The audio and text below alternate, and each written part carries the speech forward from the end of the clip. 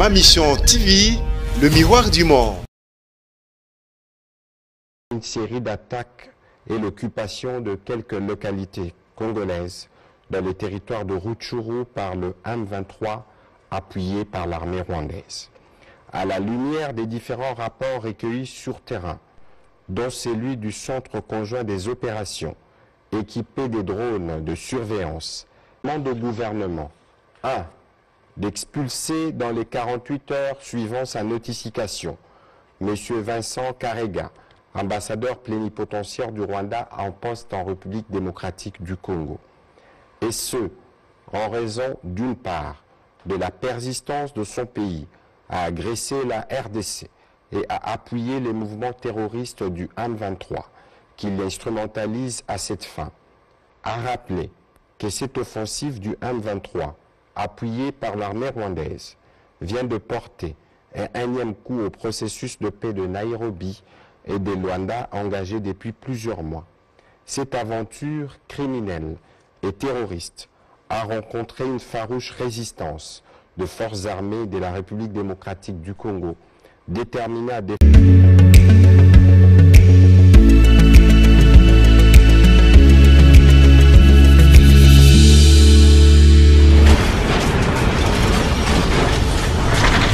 Ma Mission TV, le miroir du monde. Le président de la République, chef de l'État, commandant suprême de forces armées de la République démocratique du Congo et de la police nationale congolaise, a présidé ce samedi 29 octobre 2022 à la Cité de l'Union africaine à Kinshasa, une réunion élargie du Conseil supérieur de la défense. Il a été question de faire le point de l'évolution de la situation sécuritaire dans le Nord Kivu, marquée particulièrement par une série d'attaques et l'occupation de quelques localités congolaises dans le territoire de Rutshuru par le M23 appuyé par l'armée rwandaise. À la lumière des différents rapports recueillis sur terrain, dont celui du Centre conjoint des opérations, équipé des drones de surveillance, il a été observé ces derniers jours une arrivée massive des éléments de l'armée rwandaise pour appuyer les terroristes du M23 en vue d'une offensive générale contre les positions de forces armées de la République démocratique du Congo.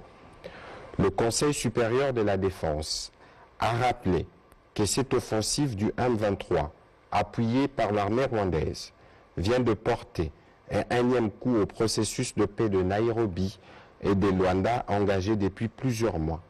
Cette aventure criminelle et terroriste a rencontré une farouche résistance de forces armées de la République démocratique du Congo, déterminées à défendre la patrie jusqu'au sacrifice suprême. Ces affrontements ont provoqué un déplacement massif de plusieurs milliers de nos compatriotes, rendant encore plus difficile une situation humanitaire déjà préoccupante. Au regard de faits qui précèdent, le Conseil supérieur de la défense demande au gouvernement 1. D'expulser dans les 48 heures suivant sa notification M. Vincent Karega, ambassadeur plénipotentiaire du Rwanda en poste en République démocratique du Congo. Et ce, en raison d'une part de la persistance de son pays à agresser la RDC et à appuyer les mouvements terroristes du M23 qui l'instrumentalise à cette fin, et d'autre part du mépris teinté d'arrogance des autorités rwandaises vis-à-vis tant du processus de Nairobi et de Luanda que des recommandations de la communauté internationale, plus précisément des Nations Unies, de l'Union africaine, de la communauté de l'Afrique de l'Est, de la SADC et des partenaires multilatéraux, exigeant unanimement la cessation des activités terroristes du M23 et de tout appui extérieur à lui, son retrait sans délai ni condition des localités congolaises occupées et le retour immédiat des populations déplacées. 2. D'envoyer en toute urgence une mission humanitaire pour porter une assistance à nos populations déplacées à la suite de ces attaques. 3. de prendre de nouvelles mesures supplémentaires de restriction d'accès au territoire congolais à l'encontre du Rwanda. 4. D'accroître la force de frappe des forces armées et de sécurité. 5. De réaffirmer la volonté de la République démocratique du Congo de rester engagée dans les processus de paix de Nairobi et de Luanda en vue de restaurer durablement la paix, la sécurité et la stabilité dans la région du Grand Lac. En ces moments particuliers où l'unité nationale est menacée, le Conseil supérieur de la défense a félicité les forces de défense et de sécurité de la République démocratique du Congo pour leur bravoure et leur détermination à défendre l'intégrité territoriale de notre pays, à protéger les populations ainsi que les institutions de la République. Il les exhorte à poursuivre leur noble mission. En vue de préserver l'unité nationale, le Conseil supérieur de la défense a rappelé la recommandation du président de la République, chef de l'État, celle de s'abstenir de tout type de discours, actes de violence ou de stigmatisation contre les communautés rwandophones pour ne pas prêter les flancs à l'ennemi. Il a encouragé les services de sécurité à veiller à la stricte observance de cette recommandation. Enfin, le Conseil supérieur de la défense remercie le peuple congolais pour l'élan de solidarité et de patriotisme manifesté à l'endroit de nos forces armées et de nos populations touchées par cette agression. Il a annoncé que le président de la République, chef de l'État, s'adressera à la nation dans les prochains jours. Fait à Kinshasa, le 29 octobre 2022, pour les Conseils supérieurs de la défense élargi. Patrick Muyaya, ministre de la Communication et des Médias, porte-parole.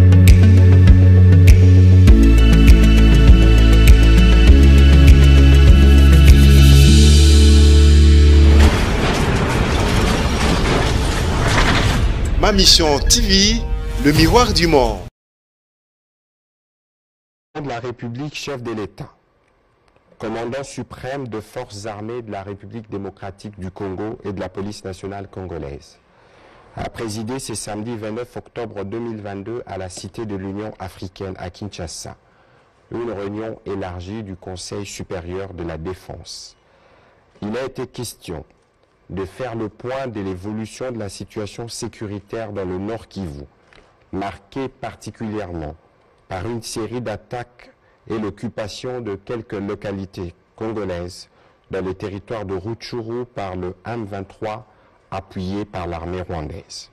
À la lumière des différents rapports recueillis sur terrain, dont celui du Centre conjoint des opérations, équipé des drones de surveillance, il a été observé ces derniers jours une arrivée massive des éléments de l'armée rwandaise pour appuyer les terroristes du M23 en vue d'une offensive générale contre les positions de forces armées de la République démocratique du Congo. Le Conseil supérieur de la défense a rappelé que cette offensive du M23, appuyée par l'armée rwandaise, vient de porter un énième coup au processus de paix de Nairobi et de Luanda engagé depuis plusieurs mois. Cette aventure criminelle et terroriste a rencontré une farouche résistance de forces armées de la République démocratique du Congo, déterminées à défendre la patrie jusqu'au sacrifice suprême. Ces affrontements ont provoqué un déplacement massif de plusieurs milliers de nos compatriotes, rendant encore plus difficile une situation humanitaire déjà préoccupante. Au regard de faits qui précèdent, le Conseil supérieur de la défense demande au gouvernement 1. D'expulser dans les 48 heures suivant sa notification M. Vincent Karega, ambassadeur plénipotentiaire du Rwanda en poste en République démocratique du Congo. Et ce, en raison d'une part de la persistance de son pays à agresser la RDC et à appuyer les mouvements terroristes du M23 qui l'instrumentalisent à cette fin, et d'autre part du mépris teinté d'arrogance des autorités rwandaises vis-à-vis tant du processus de Nairobi et de Luanda que des recommandations de la communauté internationale, plus précisément des Nations Unies, de l'Union africaine, de la Communauté de l'Afrique de l'Est, de la SADC et des partenaires multilatéraux, exigeant unanimement la cessation des activités terroristes du M23 et de tout appui extérieur à lui, son retrait sans délai ni condition des localités congolaises occupées et le retour immédiat des populations déplacées. 2. D'envoyer en toute urgence une mission humanitaire pour porter une assistance à nos populations déplacées à la suite de ces attaques. 3. De prendre de nouvelles mesures supplémentaires de restriction d'accès au territoire congolais à l'encontre du Rwanda. 4. D'accroître la force de frappe des forces armées et de sécurité. 5. De réaffirmer la volonté de la République démocratique du Congo de rester engagée dans les processus de paix de Nairobi et de Luanda en vue de restaurer durablement la paix, la sécurité et la stabilité dans la région du Grand Lac. En ces moments particuliers où l'unité nationale est menacée, le Conseil supérieur de la défense a félicité les forces de défense et de sécurité de la République démocratique du Congo pour leur bravoure et leur détermination à défendre l'intégrité territoriale de notre pays, à protéger les populations ainsi que les institutions de la République. Il les exhorte à poursuivre leur noble mission. En vue de préserver l'unité nationale, le Conseil supérieur de la défense a rappelé la recommandation du président de la République, chef de l'État, celle de s'abstenir de tout type de discours, actes de violence ou de stigmatisation contre les communautés rwandophones pour ne pas prêter les flancs à l'ennemi. Il a encouragé les services de sécurité à veiller à la stricte observance de cette recommandation. Enfin, le Conseil supérieur de la défense remercie le peuple congolais pour l'élan de solidarité et de patriotisme manifesté à l'endroit de nos forces armées et de nos populations touchées par cette agression. Il a annoncé que le président de la République, chef de l'État, s'adressera à la nation dans les prochains jours. Fait à Kinshasa le 29 octobre 2022 pour les Conseils supérieurs de la défense élargi.